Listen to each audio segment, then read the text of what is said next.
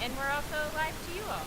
And what makes live so special is that we'll learn together. That's what makes MAKElive so unique. Let's see here. And part of that may also be that sometimes there's going to be technical issues, and that's just part of the live experience. Yes. And all the questions. And all the questions. So if you have any, feel free to put them in the comments. I know I have a few about how we do make live. So many questions about how we do MAKElive. We have Jen and I working on our audio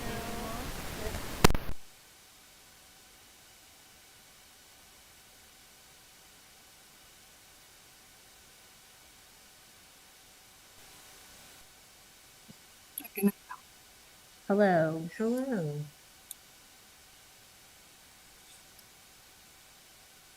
Still got some technical issues. We'll find out. Okay. Yeah, sound better. But Okay. Maisie's gonna be quiet. So it's a problem. Okay. Do I need to be louder?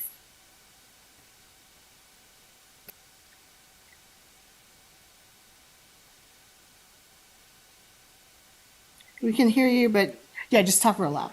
Okay, that's fine. Yeah. I love talking loud. We'll talk quietly so that Maisie could really be heard very. focus. Yeah. Yeah. Speaking of Maizie, Maizie is our guest today, Maizie Clarke, and she is going to be teaching us 1-point perspective. Everybody, please welcome.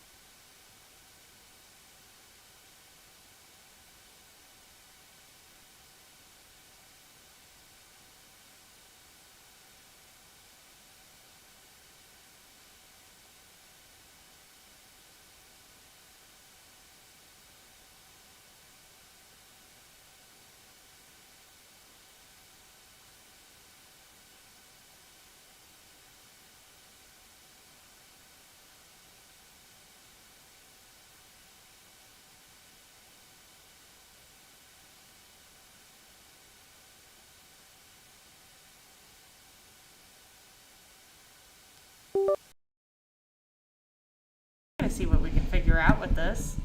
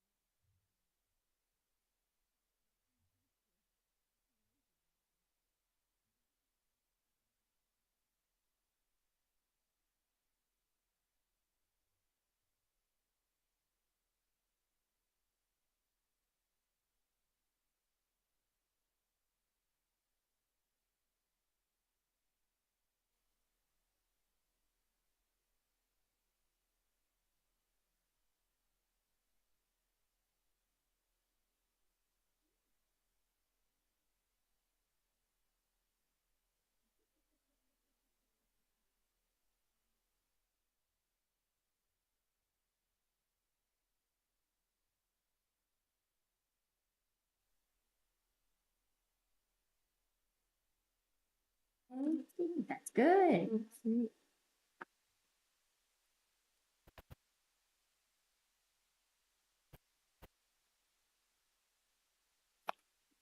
Working on some sound issues.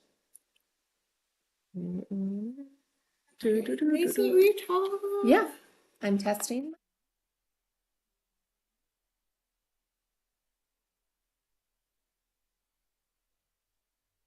There we go. Do you want me to test that mic? I think right now we are working on any mic.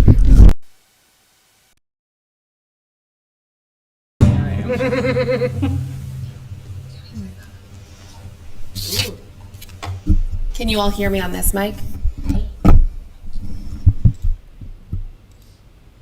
Great question. Oh, I heard my own laugh over some audio. That was a weird moment.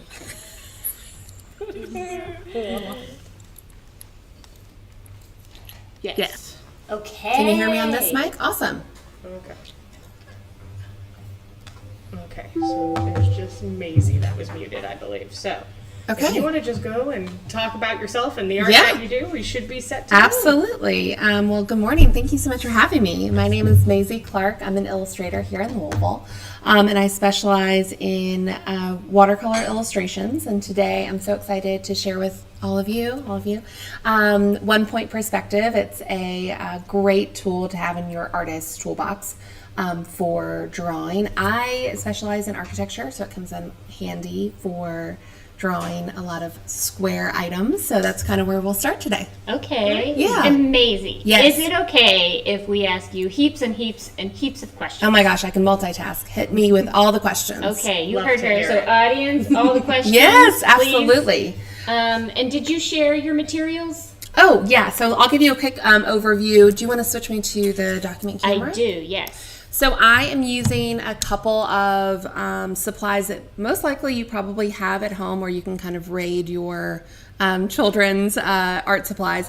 The one that I really recommend having if you're interested in doing 1 point perspective is a T-square. What that is going to allow us to do is create those straight horizontal and vertical lines a lot easier than a ruler, because we can kind of get a little bit angled pretty easily with a ruler, but a T-square is going to help us square that up. And then I like using another ruler, or even like a triangle will work too. So that, and then a pencil, and I have a couple pins just to show, just to help kind of make it a little bit darker for the camera. But other than that, that's kind of all you need.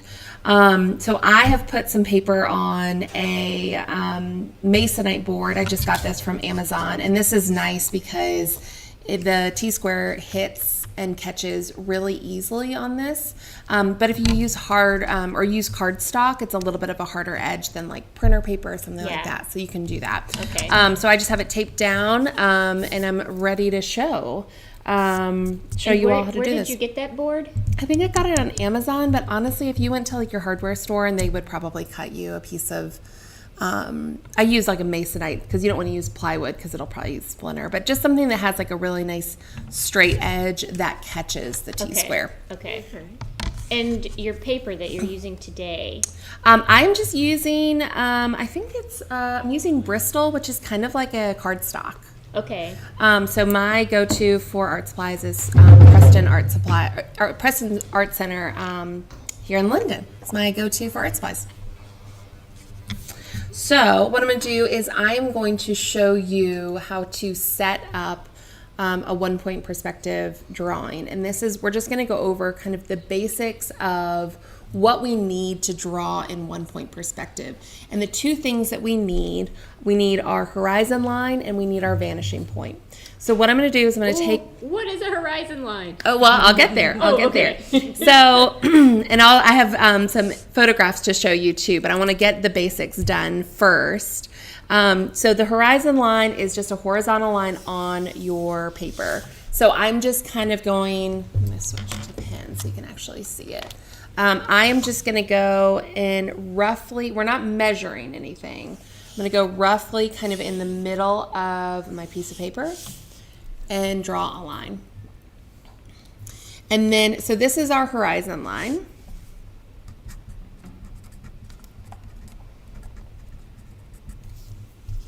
Okay. You can see that. Okay.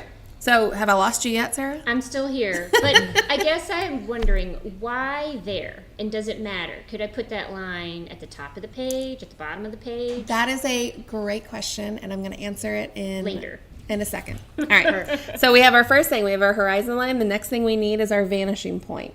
So our vanishing point is going to always fall on the horizon line. They are never going to be separated. So what I'm going to do is I'm going to go a little bit to the right of center, and I'm going to draw a little X on the horizon line. And so I'm going to call this my vanishing point, my VP on there. Okay. So the next thing what I want to do is I'm going to draw 3 squares on my piece of paper. 3 squares / rectangles. You don't need to measure, but I want you to use your T-square so that they're straight horizontal and vertical lines. So we're going to do 1 square or rectangle above the horizon line, and then we're going to do 1 that overlaps our horizon line, and then 1 that falls below. And I'm just going to do this real quick so I can do this in pen. So You did do that very fast. I did. So speedy. So speedy. So you asked about the location of the horizon line. Mm-hmm. And this is the way that I love teaching 1 point perspective, because this is going to show where it's going to show how the effect of our horizon, or the location of our horizon line, affects our composition. So we have 3 boxes, rectangles more than squares. We have 1 above our horizon line. We have 1 that overlaps our horizon line. And then we have 1 that is fully below the horizon line. Okay. So something before we start drawing in perspective, a couple things to note. All of our lines that are showing width are completely straight horizontal lines. Okay. And that's the reason why we use our T-square. And then all of our vertical lines showing height are completely straight vertical lines. The only lines in this composition that are going to be at an angle are going to be the ones that are showing depth. And the way that we do that is, I'm going to do this in pencil first, and then I'll do it in. So we have sort of the faces of our cubes in this space that we're creating, right? And so what I'm going to do now is all 4 corners of my square, I'm going to line up with my ruler, and I'm going to connect it to my vanishing point.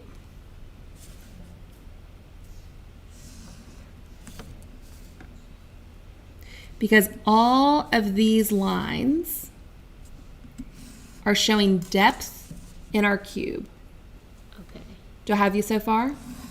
I'm hanging in there. Okay, I am good. the cat in the poster. Okay, good. Yeah. Hang in there, kitty. I get that. Yeah, thanks. And does the VP always got to be on the horizon line? Yes. Okay. That's a rule. Always, always, always. Can it be in different places on the horizon line? Yes. Okay. Yes, it is a point that can shift anywhere on the horizon line, but they are always, always together. Okay. All right. So I've connected all of the visible corners to my vanishing point. So I just took the ruler, did the corner to the vanishing point. And so these are all of the lines that are going to show depth in my cube. But we know that if we're drawing 3 cubes that are floating in space, we know that they have to end somewhere, right? Yeah. And so what we need to do is we need to draw the back end of that cube. So what we're going to do is, since they're lines showing height, that kind of line is going to be a straight vertical line. Because all vertical lines are straight vertical lines. Exactly. So I'm going to take my T-square. Rule 2. Rule 2. So what I'm going to do is I'm just going to pick a point between my vanishing point and the side of my cubes. And I'm just going to draw a vertical line. Okay? And I'm going to use my pen so that it's a little bit clearer for the camera. And so what I did is I showed where the back of my cubes that are floating in space where they end. Okay? So now we've drawn the front face. We've drawn the side face that is showing depth. And then we have one more kind of plane to draw. And the way that we're going to find that is we need to find the bottom kind of floor of this cube and the top of this cube, right? Okay. So what we're going to do is we're going to take this point right here, make it a little bit bigger. So this back corner, what we're going to do is we're going to take our T-square and we're going to create a horizontal line to close that cube, because that is a line that's showing width, just like this one is. So what I'm going to do is I am just going to close that shape. And I stop that line where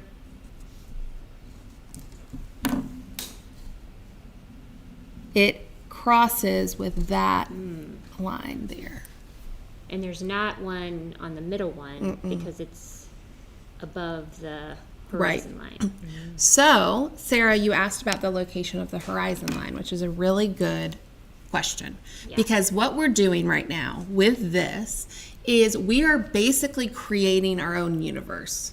And we're saying to our to the viewer of this artwork, we're saying, this is how I want you to experience this scene. So if we think of these 3 cubes as, say that they're houses. Okay. If we have our horizon line in different areas, you can see that we are seeing different views of this house. Okay, so if this front face, assume this front face is where the front door is. So this bottom one, we're kind of looking at a bird's eye view, right? Yes. Because if we're walking down our street, we're not seeing the top of our the top of a roof, right? And so what view do you think this middle one is that overlaps the horizon? If this one is a bird's eye view. That's the people view. Exactly. The us view. I like the idea of the people view. So this is a very sort of comfortable view for us. If we're walking around, say, the city block, and we can see the front and maybe a little bit of the side Yes. of a building. Now, this one is a view that I use very infrequently. This one I would kind of say it's sort of like a worm's eye view, because you're seeing the bottom of that structure. You're sort of seeing the underside of that structure. Yes. Love the idea of a worm just walking around being like, what's Yeah, up with what's- that building? yeah, It's exactly. all the way up Could you there." draw a little worm there? Just for us. So thank you. you're welcome. We needed You're that, welcome. And then here's our person. So you asked about the horizon line, and so what is so exciting about this is, and as you kind of get comfortable with sort of the horizon line and changing where the horizon line is on the paper, you can kind of think back on this. So the higher our horizon line goes on our piece of paper, so on our world that we've created on this piece of paper, the higher we're going to, or the sort of the higher that the bird is going to fly looking at the structure. And then if we kind of always want to keep it as if we're walking down the street and we're looking at these buildings, we want to think about keeping the main bulk of the composition overlapping the horizon line. Okay. Okay. And then if we're, doing a comic book and it's, Worm Girl, then we're thinking that about comic book. Yeah, exactly. We're thinking about moving that horizon line down. Okay. Okay. So I'm going to show you, so now you're kind of familiar with a couple of terms. What I'm going to show you is sort of real world examples because I think that's helpful. Yes. And also too, I warn you, you're going to start seeing these things everywhere, wherever you go. I will say, having taught at the library, these buildings are not square. So these are not good examples in terms of like trying to identify, one point perspective. But I brought a couple of examples and I'll start with this one. So this is a railroad track. And so what is kind of fun when you start to, get familiar with these terms of horizon line and vanishing point, is what's kind of fun is that you can kind of reverse engineer how, a scene looks. And if you said, okay, I want to recreate this railroad scene and I want to sketch it. Well, what's really kind of fun is, I showed you how we kind of create one from scratch, but what is so fun about this is we can identify where our horizon line and where our vanishing point is on a picture like this. And the way that we would do that, excuse me, is we need to find two lines that are running parallel. So if we're thinking about our cube, we know that this side and this side are sides of the cube that are running parallel because we're drawing a cube. Right. So if we think about that, we can think about the railroad sides running parallel. We know how trains work, and we know that railroad, this is going to run parallel throughout. So what I'm going to do, knowing that, is I'm going to take my ruler and I am just going to trace over two parallel lines.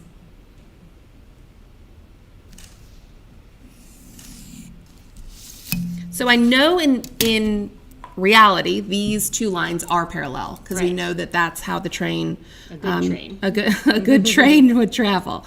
So what is exciting about this is where these two lines meet gives us our vanishing point.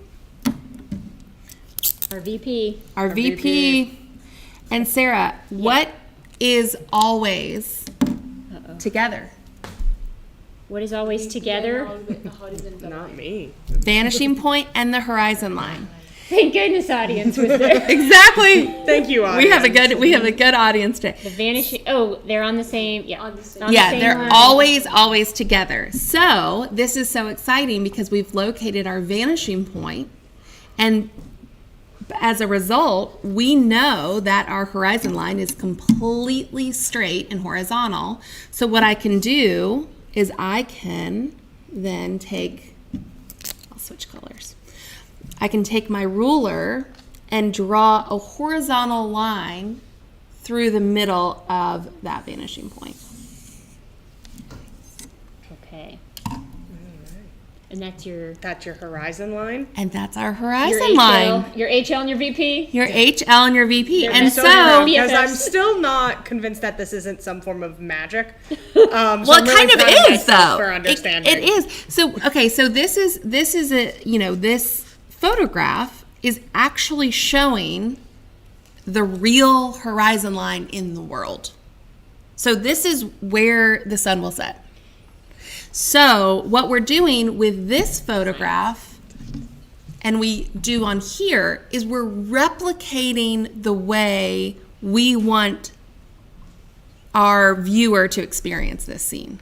So if this was a painting I was going to create, I would say I want to feel as if you are, walking down the railroad track. So let me show you something else that's really fun about this. So we have our railroad track. And then we also have this kind of fence post. And so what's exciting is assuming that for the most part that this fence line is running parallel to that train track. What's really exciting is that this fence and the train tracks are going to share a vanishing point. Okay? Okay. So let's see what that looks like. So if we assume that our railroad track and our fence posts are parallel lines, let's see, I'm going to switch colors. Then we can assume that the base and the top of that fence is going to, for the most part, there's grass and stuff like that. For the most part, that top and bottom of the fence is going to share The VP. the VP. Now, question. Yeah. Are your VPs based off of the number of perspectives? Yes, that's a good question. So we have one VP, we have 1 point perspective. Correct. And if we have two VPs, you got yourself 2 point perspective. Yes. And so in 1 point perspective, we have, and you have to start with 1 to get to 2. But in 1 point perspective, so we have our lines that are showing depth, and those are connecting to our vanishing point. In 1 point perspective, all of our lines showing height are completely vertical. Okay. Okay? Yep. And then all of our lines showing width are completely horizontal. In 2 point perspective, and this is really understanding this and being able to replicate this several times over is crucial before moving to 2 point perspective. Yes. But the difference between 2 point perspective is that you'll have this line, you'll have a vanishing point here, but then the yellow lines here would have their own vanishing point. And so the thing is something about using 1 point perspective in artwork and sort of compositions like this. We we rarely experience the world in 1 point perspective. We, as sort of moving around the world, experience the world more in 2 point perspective. So if you think about that building as you walk down the street, you might see the front of it and then the side of it. But more often than not, you're probably going to be at a little bit of an angle where that front face of the building isn't completely straight on. Right. But you have to really understand the basics of Yes. 1 point perspective Foundations. before. So I'm going to show you another example of 1 point perspective here. But does it kind of make sense in terms of the... Yes. I Audience. still think it's magic. I but think it is. It does come together in a way that there is logic. to So it. there is something about, I think if you look at, and this is not an art history lesson, but I think before the Renaissance and after the Renaissance, so the Renaissance is the time when 1 point perspective is really captured and artists are really using it.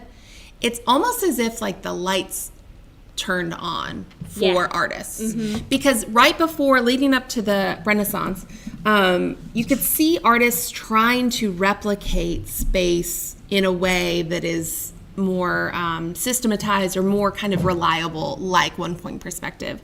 And then after the Renaissance or during the Renaissance, it just, there are compositions that look like this, where, they're kind of showing off the fact that they know that there's a vanishing point and things like that. So it's a really interesting thing from a drawing and composition point of view, but I think it's more exciting in sort of a world history, art history kind of lens Yeah. too. So, but I am a nerd about it. So, I like that. looking at this streetscape. Okay.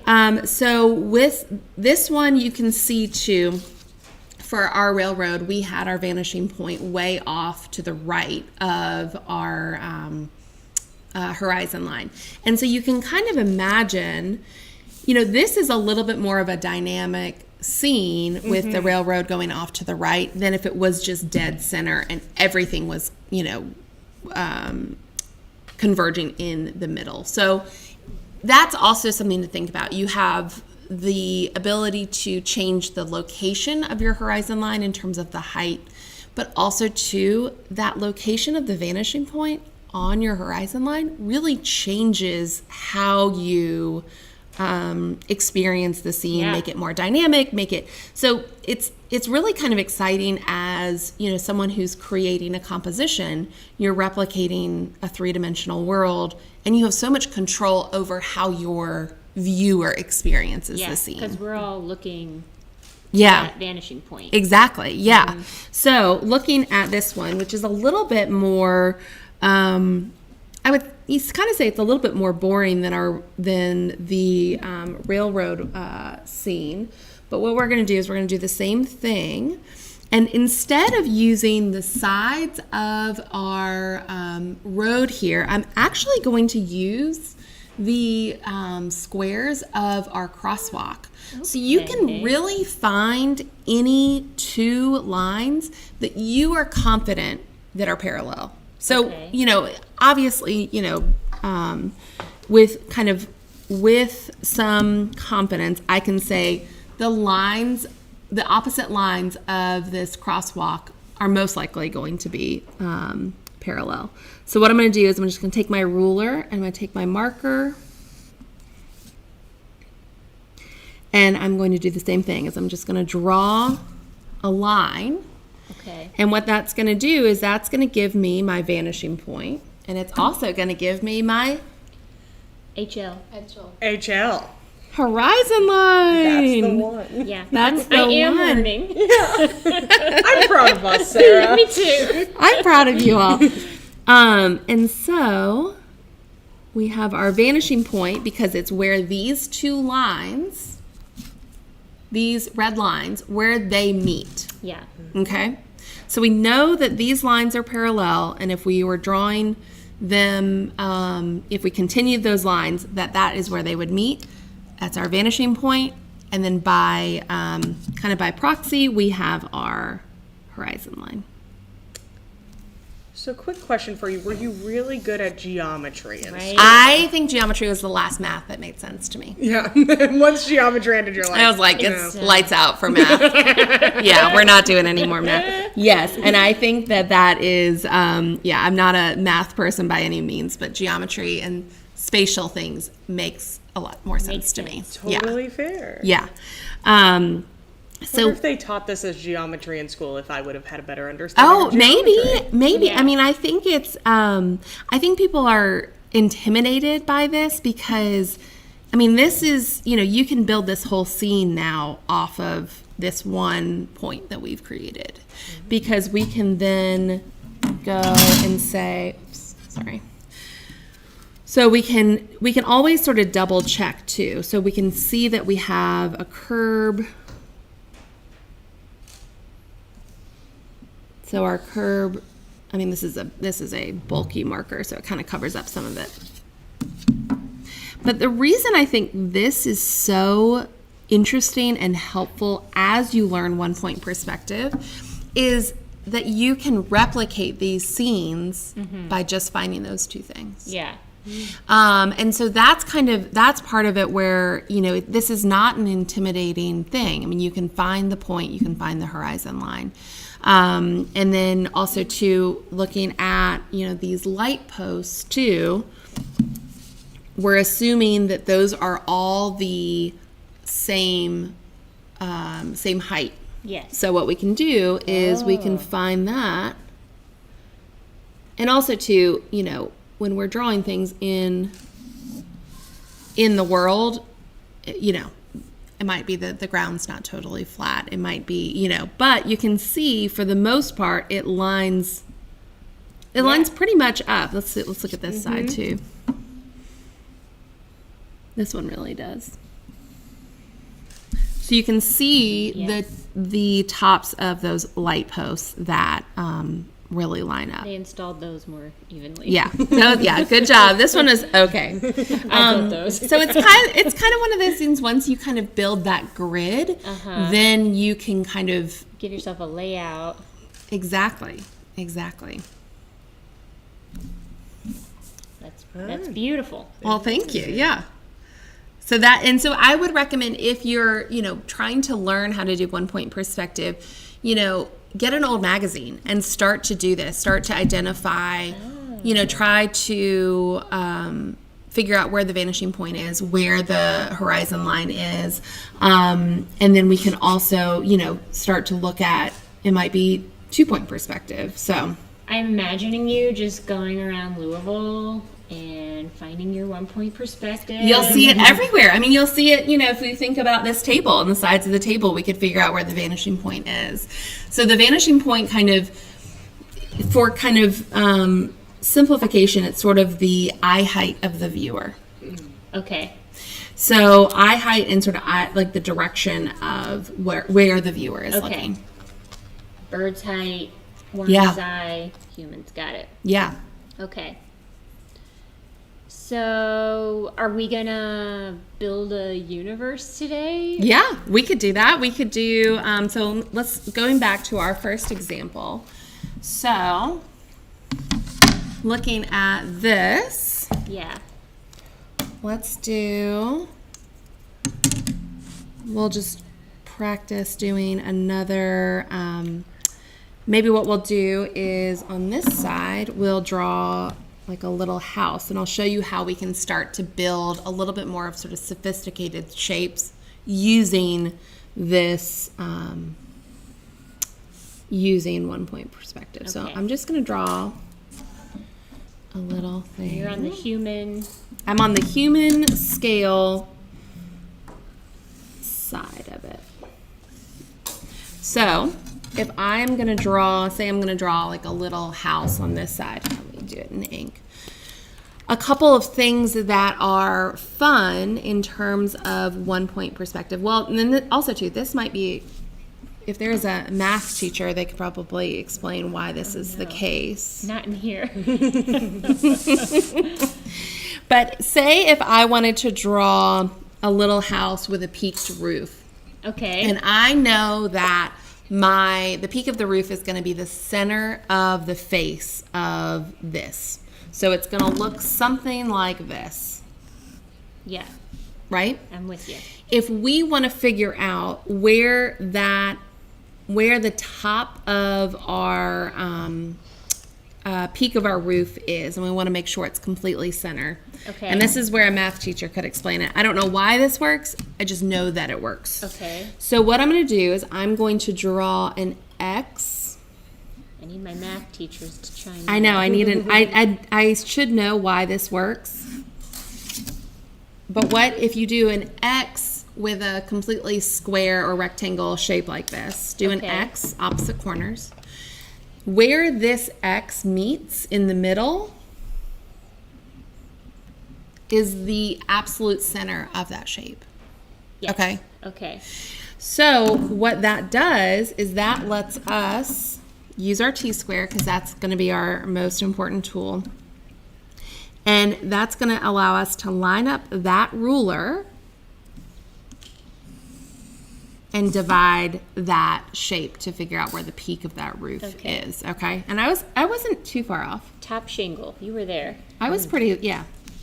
So that's kind of fun. So we know that the peak of the roof, that's where the height is. And I'm just kind of using that arbitrarily. And then I'm just going to connect this to that. So that's that. We're looking at a side of a house and it has a peaked roof. Okay. And because this is not the depth, those lines could go any direction. We don't have to Oh, you mean connect them. the slant of the roof? Yes. Yeah. So Because since part of me wanted to put it right next to that VP. Oh, well, not yet. So we're looking at the front face. So Okay. I think you'll see where I'm going with this. Okay. Hang So on. we're just. We're getting ready. I'm getting too excited. So what I want to do is I want to show the side of this house, and I also want to show where where the surface of the roof is. Okay. So you got ahead of me. So what I'm going to do is I want to show the side of the house, and I'm going to connect it to this vanishing point. Okay. And what I'm going to do is, so I'm just going to choose Because all your horizontal lines are horizontal. No, those are vertical. Right, yeah. Lines are vertical. So my vertical line is completely straight up and down. Her No. horizontal lines will be horizontal too. I was right and wrong. Yeah. Again, stepping ahead, Sarah. I know. Okay, so can you see where we're going to the side of the house here? Yeah. And then we are seeing the depth of the house there, right? I need a kitchen window. I know. All right, I'll get you one. All right, and so what I'm going to do now is I want the peak of the roof to follow that vanishing point too. Okay. So what I'm going to do is I'm going to connect the vanishing point to the peak of the roof. And it's kind of a little bit, it's a little, I'm going to change colors just so it's a little bit easier to see. So that you can still see the peak of that roof. But since we're drawing a house and we know that that house has to, like that roof doesn't go on forever, right? Right.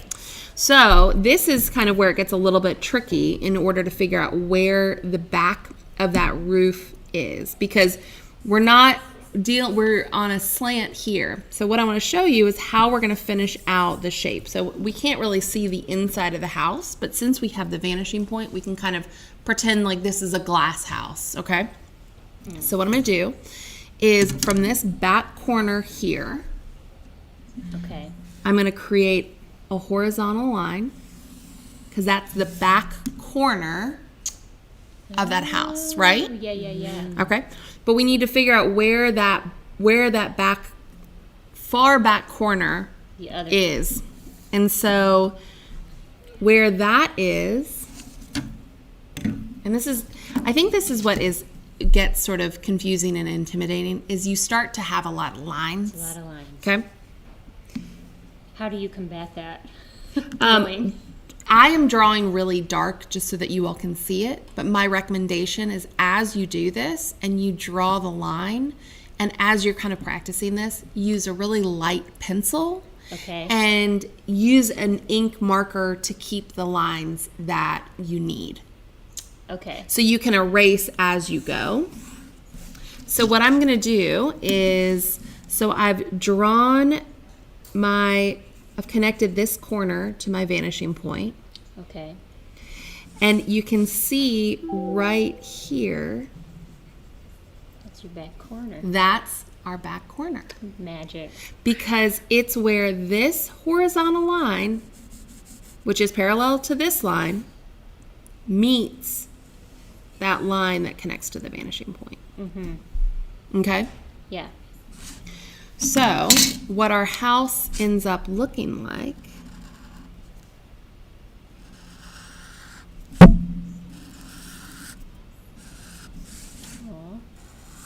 I love our house. I know, it's a house we built together. In our own little universe. Yes. And so we have a couple more lines to do. So we have this back corner right here. And we need a line that's showing height. And that line showing height is Vertical. vertical. Yeah. Nailed it. Nailed it. Yeah. Teamwork makes the dream work. Oh my gosh, you all. This is so fun. Don't give up on us. I'm not giving up on you. Y'all are, look, this is like going back to, you're going back to geometry and things like that. Do not worry. It's scary. It is a little scary.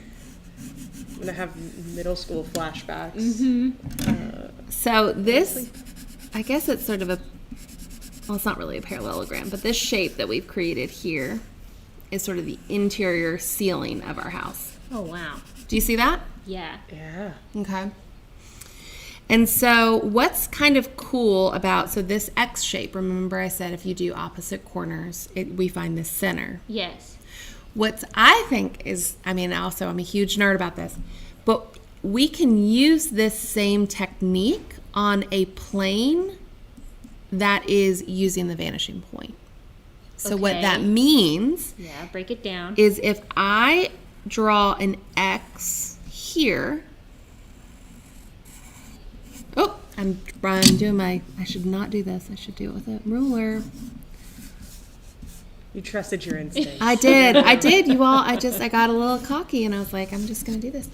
So I've drawn an X just like I did on this face. Okay. But what this X is showing me is the center of this square or this side of the house, which is really helpful because we got to get Sarah her window. I need my window, please. Right? So important. So important. I love natural lighting. Yeah, I do too. I understand. So, but that's kind of a fun thing to do. So if we wanted to put a window on the center of this side of the house, then we can do that.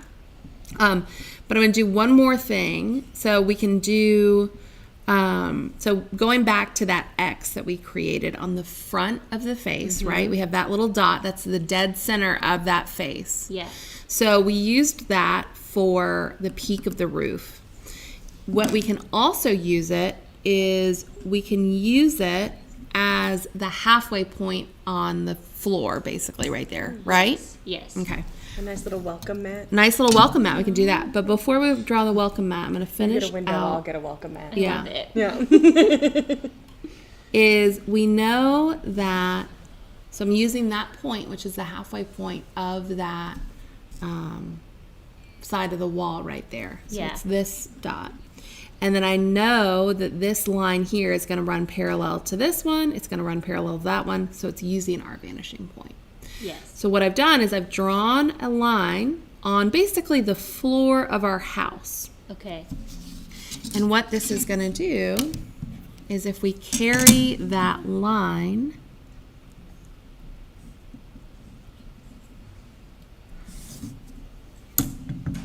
up, what we've done is we've brought this line up, this vertical line up, and what this line shows us is where this line, this black line meets that yellow line.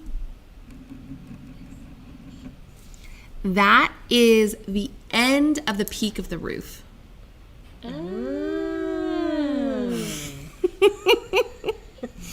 So what I Sound can, effect. We need a button on I know that, you know, For next time. for next time. Let's figure out how the stream works first, and the next time we're doing a whole sound So- You system. can add in sound effects.